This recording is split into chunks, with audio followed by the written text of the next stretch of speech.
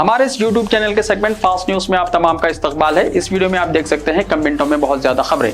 तो आइए शुरू करते हैं वीडियो को और देखते हैं आज की ताजा तरीन खबरें।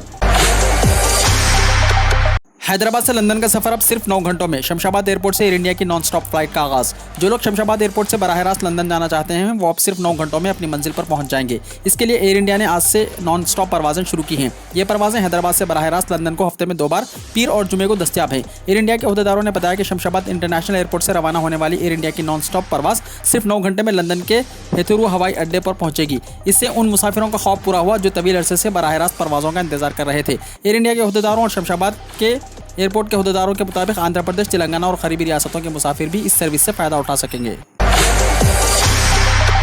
कोरटला के इमदादुल मुस्लिमीन यूथ के नौजवानों ने हिंदू खातून की आखिरी रसूमात अंजाम दी। तेलंगाना के कोरटला टाउन के मुस्लिम नौजवानों ने फिर एक मरतबा फिरकावाराना हम आहंगी की मिसाल कायम करते हुए कोरोना से फौत होने वाली गैर मुस्लिम खातून की आखिरी रसूमात अंजाम दी। तफसीलात के मुताबिक कतलापुर मंडल के चंताकुंटा गाँव से ताल्लुक रखने वाली खातून की करीमनगर के एक हॉस्पिटल में कोरोना से मौत हो गई। इसके आखिरी रसूमात अंजाम देने के लिए इसके रिश्तेदार और घर वाले हिम्मत नहीं कर रहे थे।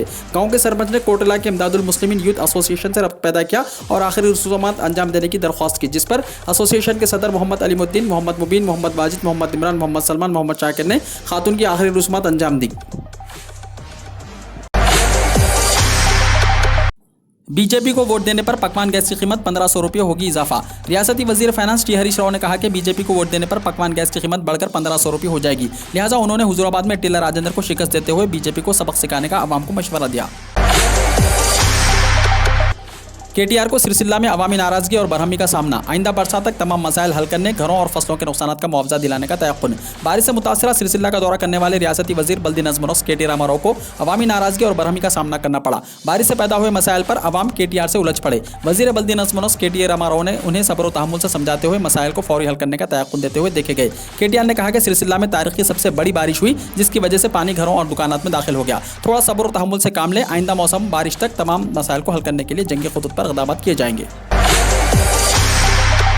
हाथ पांव बांधकर बीवी ने दबा दिया शौहर का गला। रियासत तेलंगाना के जिले सूर्यापेट में एक बीवी ने अपने शौहर का कत्ल कर दिया। यहाँ मौसूल इत्तलात के मुताबिक 33 साल संजीवा अपनी बीवी सुनीता के साथ धर्मापुरम में मुकीम था। शौहर आदि मई नौश बताया गया है और वो अपनी बीवी को हिरासा क्या करता था। मुसलसल हिरासानी से तंग आकर सुनीता ने अपने शौहर के हाथ और पांव ओढ़नी से बांध दिए और उसका गला घोटकर कत्ल कर दिया।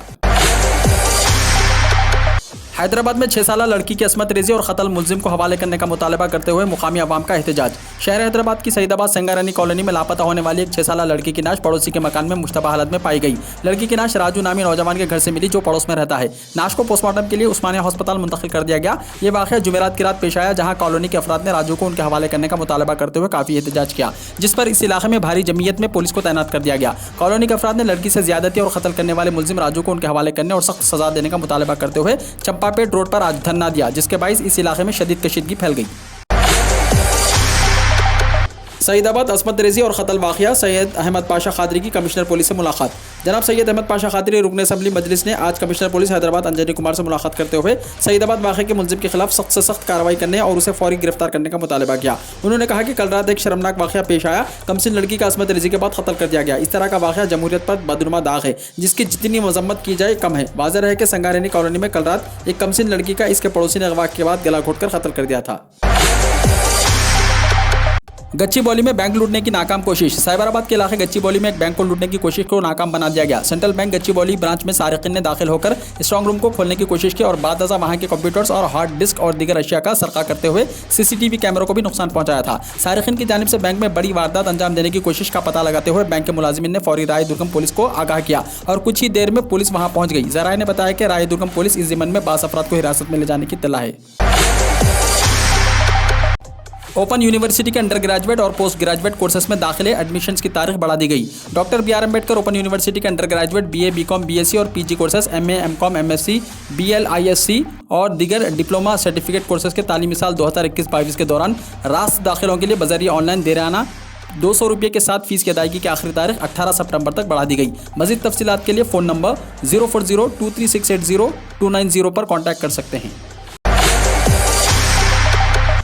कोठी वुमेंस कॉलेज में एनसीसी के जरिए तालीम। एनसीसी के जरिए दोनों तेलुगु रियासतों में तालीम का मौका फराहम किया जा रहा है। कोठी वुमेंस कॉलेज में खुसूसी तौर पर कोर्स को दस्तियाब रखा गया है। बोर्ड के एक आला सतही इजलास के बाद चेयरमैन प्रिंसिपल वी लता ने बताया कि बोर्ड में मुत्तफ़िक़ा तौर पर यह फैसला किया गया है कि एनसीसी कैडेट के तलबा को खुसूसी सहूलत फराहम की जाएगी। डिग्री फर्स्ट ईयर में दाखिला लेने वाली तालिबात अपनी ख्वाहिशात के मुताबिक इस कोर्स का इंतखाब कर सकते हैं।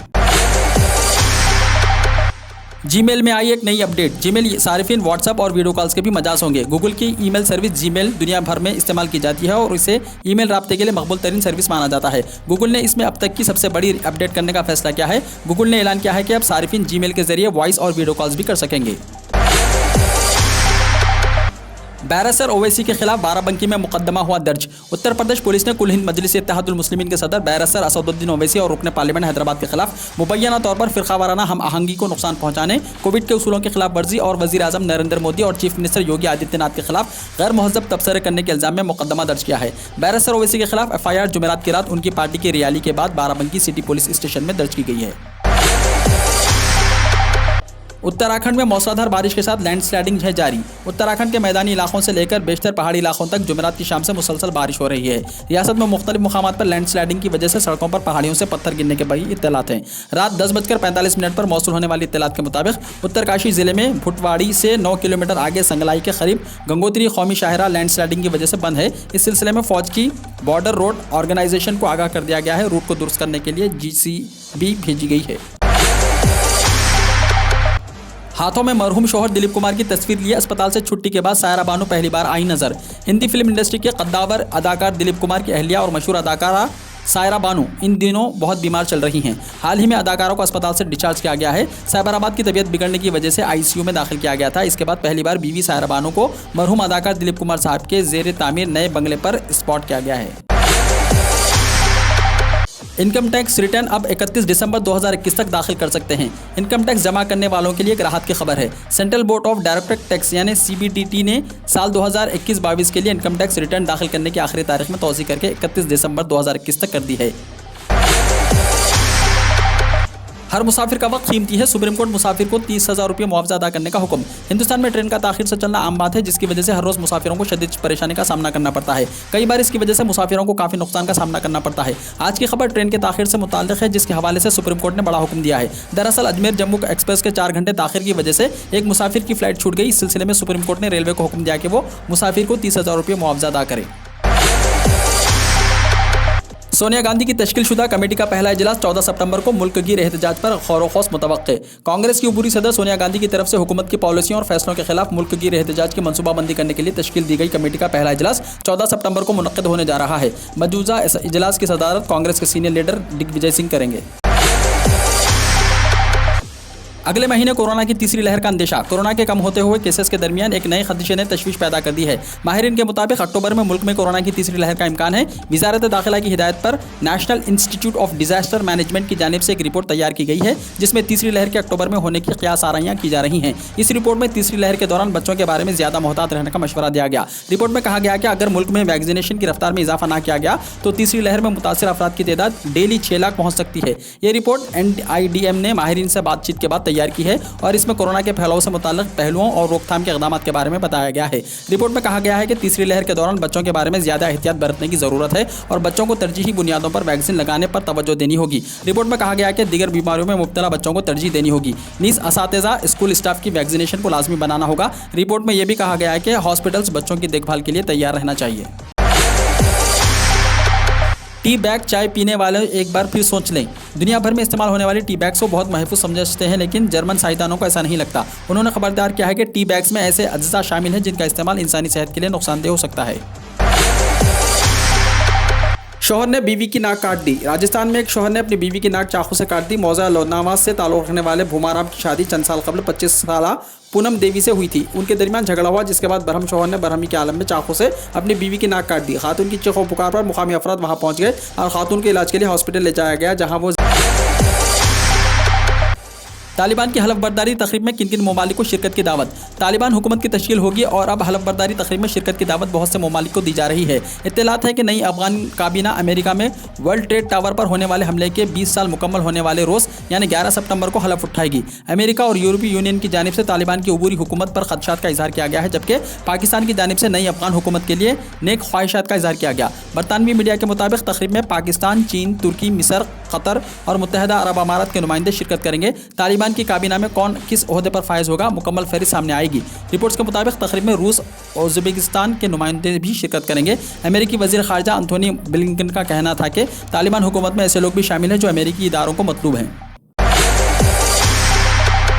100 से ज़्यादा मुलाजिमीन वाली कंपनियों के लिए कोविड टेस्ट ज़रूरी, बाइडन का नया सख्त एक्शन प्लान।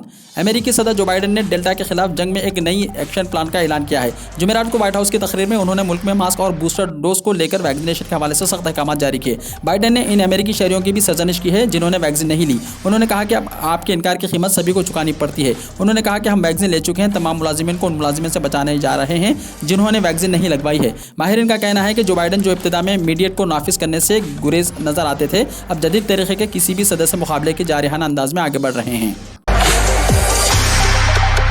कोरोना वैक्सीन के बूस्टर शॉट्स ना लगवाएं जाए, आलमी इदारे सेहत ने दिया बयान। आलमी इदारे सेहत यानी WHO ने दुनिया के तमाम ममालिक से अपील की है कि वो इस साल के आखिर तक कोरोना की इजाफी बूस्टर वैक्सीन ना लगवाएं। सरबराह WHO ने कहा कि दुनिया में करोड़ों अफराद ऐसे हैं जिन्हें कोरोना की पहली खुराक भी नहीं लगी। WHO का कहना था कि अमीर ममालिक गरीब मुल्कों के लिए वैक्सीन की पहली खुराक यकीनी बनाएं।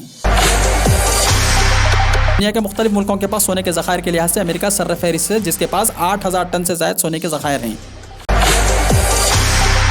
वीडियो को लाइक शेयर कीजिए और हमारे इस YouTube चैनल को सब्सक्राइब करते हुए इसके बेल आइकॉन को भी प्रेस कर लीजिए ताकि ऐसी ही ताज़ा तरीन खबरें आइंदा भी आपको मिलती रहें।